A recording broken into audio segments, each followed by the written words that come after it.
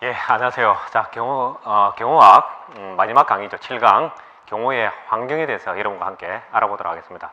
자, 경호의 환경에서는 앞부분 경호의 어떤 특수한 환경, 일반적인 환경 뭐 이런 부분에서 시험 출제가 많이 되었고요. 그 다음에 어떤 테러의 종류, 대테러 부대, 기관, 뭐 대테러, 우리나라 대테러 대책회의 뭐 이런 부분에서 시험이 잘 나왔어요.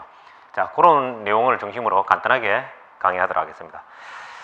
경호의 환경 중에서 일반적인 환경하고 특수한 환경을 섞어 놔서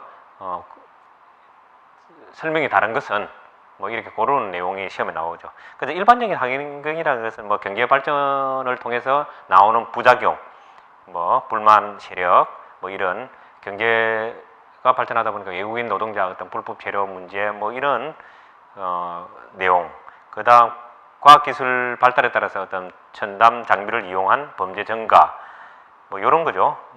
그다음에 뭐 정보화 기기, IT 발전 이런 것도 마찬가지고. 그다음에 그 어떤 국민의 의식, 생활 양상의 변화에 따라서 어떤 나오는 문제들. 그 다음에 일반적으로 범죄가 증가하고 다양화되는 문제, 뭐 이런 우리 어떤 생활 주변에서 일어나는 이런 내용들을 일반적인 어떤 테러의 어떤 위협 요소로 보고 있는가 하면, 특별한 경우, 어떤 특수 환경이라고 하면 어떤 국가 간의 군사적인 행위가 필요한 것, 군사적인 행위를 하는 것, 우리 같은 경우는 북한의 어떤 소행, 뭐 어떤 위협, 뭐 이런 거하고 연관이 되겠죠. 그래서 암살, 테러 이런 용어들, 뭐 전쟁, 국제적인 관계, 특정국의 위협, 뭐 이런 용어들은 특수한 환경에 속하는 용어들이다 해서 여러분 이해를 하고 구별할 수 있으면 되겠습니다. 다음 장, 암살이죠. 암살은 말 그대로 정치적인 어떤 영향력을 행사할 수 있는 어떤 사람을 제거함으로 해서 그 제거하는 방법이 비합법적인 방법으로 제거하는 뭐 이러한 행위를 암살이라고 그러죠. 그래서 암살의 동기 부분이 이제 시험에 기출 문제로 나왔었고요. 그래서 보면 뭐 정치적인 동기, 이념적인 사상 문제죠. 이념적인 동기, 개인적으로 어떤 분노, 정오 대상자, 경제적인 동기, 그죠? 뭐 이렇게 경제적인 어떤 악조건을 타개하기 위해서 뭐 암살을 하는 그런 경우.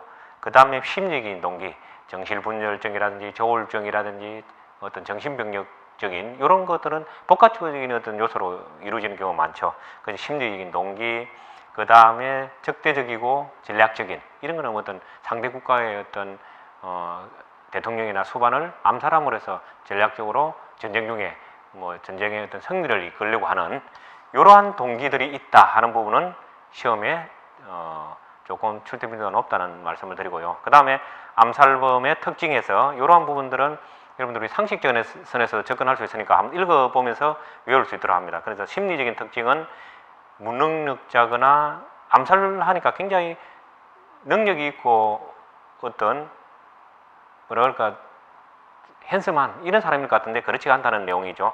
스스로 학대하는 사람, 인내심이 부족한 사람, 적개심이 많은 사람, 허황된 사고방식을 하거나 과대망상적인 사람이다 보니까 심리적인 작용으로 이제 암살을 하는 경우가 있죠. 그 다음에 지나친 종교 정치적에 몰입한 경우에 어떤 적대국의 어떤 정치적으로 반대편에 있는 사람을 암살하는 경우, 이런 거는 심리적인 특징에 속한다. 환경적으로 볼 때는 많은 경우 생활이 불안정한 사람들이더라, 미혼자가 많더라, 가정적으로 불안정하더라, 이런 그래서 경우. 신체적인 특징은 의도적으로 평범하게 보이기 위해서 특정한 어떤 뭐 핸섬하게 보인다거나 뭐 이렇지는 않더라. 암살본이 식별하기는 어렵다. 신체적인 특징으로는 해서 이런 특징이 있더라는 내용 참고로 하시면 되겠습니다. 그 다음에 넘어와서 테러. 이번에는 테러 분야인데, 테러는 중요한 거는 사전적인 용어, 어떤 계획적으로 어떤 폭력을 행사해서 특정 불특정인 다수인들이 공포감을 느끼게끔 하는, 심지어 공포감을 주는 그런 행위죠. 사전적인 의미는. 그 다음 미 국무부의 어떤 정의, 미 중앙정보부의 정의, 우리나라의 어떤 국가 대테러 활동 지침상의 테러의 정의 이런 부분들을 구분을 할 수 있게끔 읽으셔야 되겠다 하는 내용을 소개하면서 넘어가도록 하겠습니다. 그래서 그 정의하는 내용이 국가마다 약간 상이하게 또는 국가 내에서도 기관에 따라서 조금 상이하게 용어를 정의하고 있다 하는 그런 부분. 그 다음에 쭉 넘어가서 하부분에 227번에 테러 경보라고 되어 있습니다. 테러 경보에는 4단계로 되어 있다. 테러 경보. 이런 테러 경보.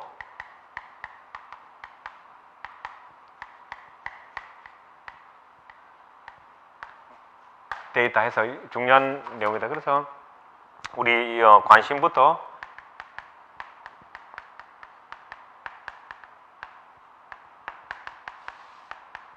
해서 관심, 주의, 경계, 심각 이런 용어로 단계로 상승을 해서 발령을 한다 하는 이 내용은 상식선에서도 여러분 꼭 암기를 해야 되겠습니다.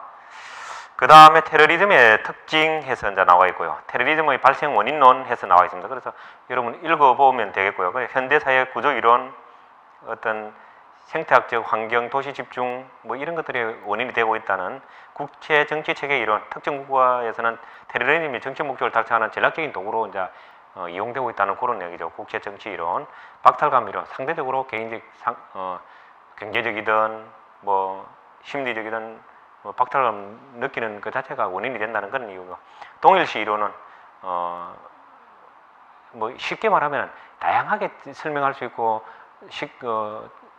간단하게 설명할 수 없지만 간단하게 참 접근한다면 쉽게 말해서 뭐 어떤 특정 종교의 지도자나 아니 특정 국가의 어떤 뭐 지도력 있는 사람이나 뭐 특정 국가 아니면 또는 단체 뭐 사상 이런 것들을 믿는 사람이 어떤 타격을 받아서 피해를 봤다. 그럼 내가 피해를 본 것과 같이 동일시에서 어떤 테러를 한다거나 뭐 이렇게 설명하면 쉽게 이해되겠죠. 심리학에서 말하는 동일시 이론도 있고 여러 가지 정치 경제적인 뭐 이런 측면에서 이야기하는 면이 있지만 방금 이야기했듯이 그렇게 이해하시면 되겠다 하는 생각이 들고요. 그 다음에 시험에 간간히 나오는 테러리즘의 종류, 뉴 테러리즘, 새로운 테러리즘, 그 다음에 슈퍼 테러리즘에서 어떤 불특정 다수인에게 무차별적으로 살상하는 새롭게 요즘 나와서 하는 슈퍼 테러리즘, 그 다음에 쭉 넘어와서 백색 테러리즘, 우익, 백색, 적색 하면은 우익이죠. 백색이면은 우익에 대한 테러리즘을 지칭하는 말, 프랑스 혁명 직후에 공포정치를 펴는 프랑스 정부에 대한 공격 행위를 일으키는 말이다. 거기에서 유래되었다 하는 백색, 흑색은 나치즘, 나치의 유대인 학살 행위를 지칭하는 말이라서 흑색. 그 다음 적색 하면 붉은색, 공산주의. 뭐 이런 내용들은 여러분 간단한 용어는 매치되는 용어는 외워야 되겠다 하는 거죠. 그 다음에 스톡홀름 증후군 이런 상식선에서 용어를 외워야 되는데 쉽게 말해서 어떤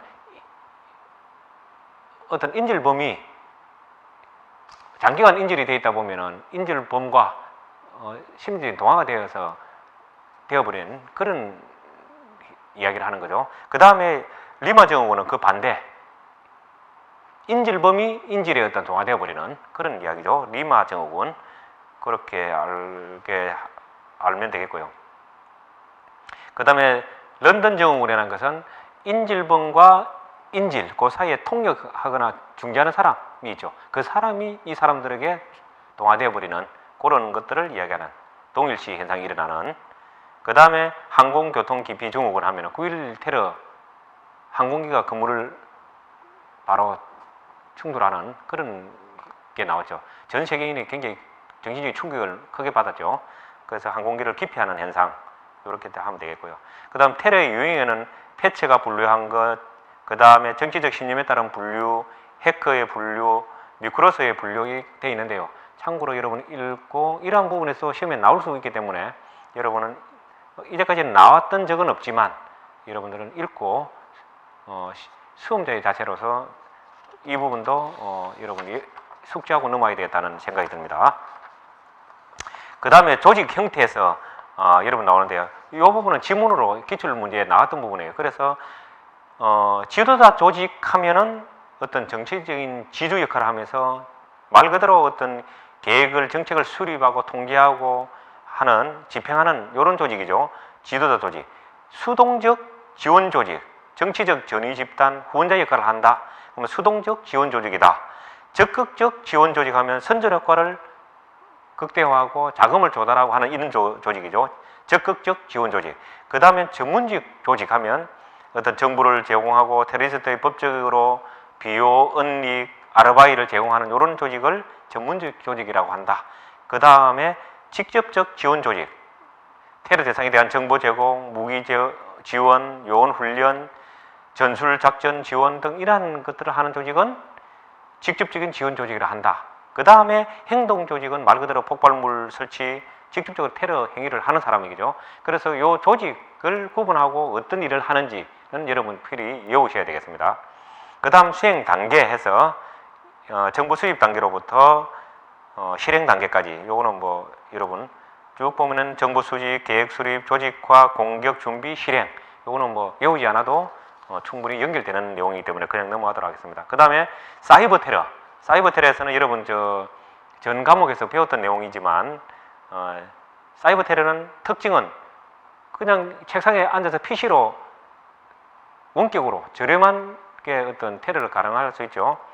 그리고 뭐 비정치적으로 접근할 수도 있는 것이고 어떤 시스템의 취약성을 통해서 피해를 극대화시킬 수도 있고요. 뭐 그 다음에 사이버상에서 나오니까 직접적인 폭력성은 없는 거죠. 그 다음에 범행이 그만큼 용이하죠. 뭐 그런 그 다음에 뭐 예비 성격, 익명성 누가 하는지 잘 모르죠. 이름이 노출되지 않으니까 그죠. 그래서 그런 특징은 외우지 않아도 여러분 알 수 있는 부분이죠. 그렇게 하고 그 다음에 어떤 우리 과목에서 했던 거 다시 생각을 한번 반추해가면서 보면 해킹, 바이러스 유포, 논리폭탄. 논리폭탄은 어떤 논리적으로 짜여져 있는 그 환경에 적합한 환경이 되면은 바이러스가 유포되거나 이렇게 피해가 확대되게끔 만들어내는 거죠. 그 다음에 고출력 전작총 하면은 전자기기 발생을 시켜서 하는, 그렇게 아시면 되겠고요. 그 다음 스누핑, 스푸핑 해서 우리가 플레임까지 그 말고도 여러 가지 것들을 공부했죠. 그래서 그런 것들은 기억을 환기하면서 지금은 거의 다 외워져 있어야 될 단계죠. 이런 부분도 시험에 간간히 나왔던 문제다 하는 부분이고요. 그 다음 테러 조직의 분류와 국제 테러 조직에서 나와 있는데 이 부분은 뭐 알카에다, 헤즈볼라, 하마스 하는 부분이 있는데요. 이 부분들은 읽고 기본적인 헤즈볼라다 하면은 레바논의 어떤 이슬람 시아파 정당 조직으로 주로 미국, 이스라엘을 대상으로 테러를 자행하는 그런 단체다 하는 정도의 내용을 알 수 어떤 조직하면 어떤 정도 어느 나라에서 자생해서 또는 발생해서 어느 나라를 적대시해서 테러를 하는지 그 정도를 알면 되겠죠. 그렇게 하고 그 다음에 거기에 따른 각국의 대테러 어떤 조직, 여기도 마찬가지입니다. 어느 나라는 어떤 대테러 조직을 가지고 있다 명칭 정도만 알면 됩니다. 그렇게 해서 그러나 시험에는 잘 나온다. 예를 들어서 프랑스 하면 GIGN 해서 국가헌병대. 그래서 프랑스 같은 경우는 사실은 육해공군 헌병군이라고 할 정도로 헌병을 잘 활용하는 나라예요, 사실은. 그 다음에 미국의 SA에서 대테러 어떤 특수부대죠, 미국, 그죠. 그 다음에 독일 같은 경우는 경찰 특공대 GSG9이라고 해서 어떤 문해인 올림픽에 어떤 검은 굴단 사건을 계기로 해서 경찰 대테러 특공대가 만들어지는 거죠.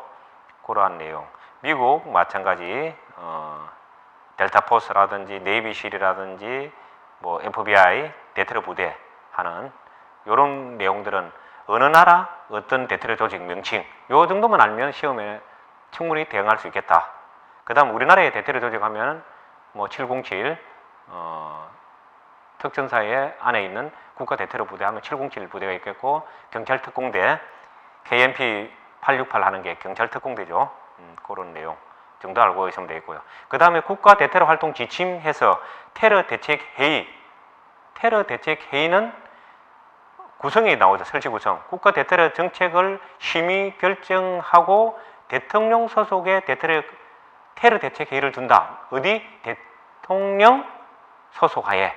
이 중요한 내용이죠. 그 다음에 테러 대책회의의 의장은 국무총리가 되고 위원은 외교부 장관, 통일부 장관, 관련 장관이 된다 하는 내용 정도 알면 되고, 그 다음에 테러 대책 상임위원회에는 상임위원회 위원은 그저 뭡니까 각급 장관이라든지 경찰청장 요 관련된 인원들이 된다. 위원장은 위원 중에서 대통령이 지명한다 하는 정도 알면 되겠고, 그 다음 여기는 나와 있지 않지만 각 행정부서별로 어떤 임무들을 하는지 정도만 알면 굵직굵직한 정도만 알면 되겠습니다.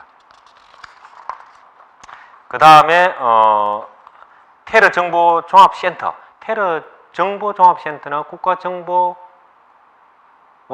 설치되어 있는 조직이다 하는 정도 알면 되겠고, 그 다음에 그 구성은 그 여러 어떤 기관에서 참여하고 국가정보원장이 정하는 이제 어떤 세부 사항들을 정하고 센터장 국가정보원 직원 중에서 선임한다 하는 정도, 그 정도 알면 되겠습니다. 그 다음에 지역 테러 대책 회의는 국가정보원 해당 지역 관할 지부의 장이 된다 하는 내용, 그 정도 알면 되겠죠. 그 다음 공항 항만 테러 보안 대책 협의회라는 것도 있다 하는 정도.